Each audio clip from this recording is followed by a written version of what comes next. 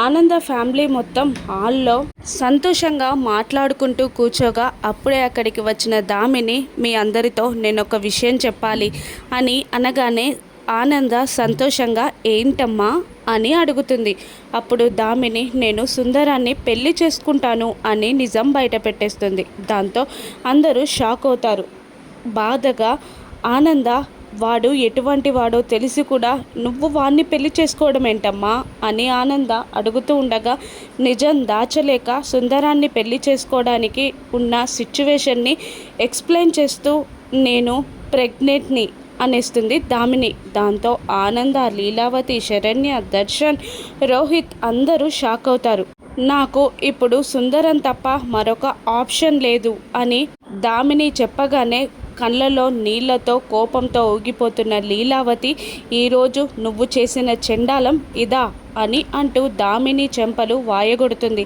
దామిని రెండు చెంపలపైన వాతలు తేలిపోతాయి. అక్క అని ఆనంద ఆపబోతూ ఉండగా ఆగు ఆనంద, నువ్వు నీ కూతురు అని నువ్వు దత్తత తీసుకున్నావు కదా, అయినా కూడా జరిగే కీడు ఆగిందా?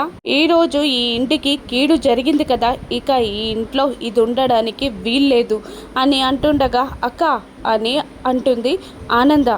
ఇక నువ్వు ఏం మాట్లాడినా నేను వినదు ఆనంద, నువ్వు నన్ను ఆపితే నేను చచ్చినంత ఒట్టే అని తన తలపై ఒట్టు పెట్టుకొని ఇక నువ్వు ఇంట్లో ఉండడానికి వీల్లేదే అని దామినిని అంటూ ఉంటుంది. లీలావతి నీకు దండం పెడతానమ్మా అని దామిని బ్రతిమిలాడుతూ ఉండగా రావే నువ్వు ఫస్ట్ ఇంట్లో నుండి గెంటేస్తానంటూ దామిని చేపట్టుకొని లాక్కొని వెళ్ళిపోతూ ఉంటుంది లీలావతి. అందరూ ఆపడానికి ప్రయత్నించినా కూడా లీలావతి ఆగకుండా దామిని చెయ్యి పట్టుకొని బయటికి తోసేస్తుంది.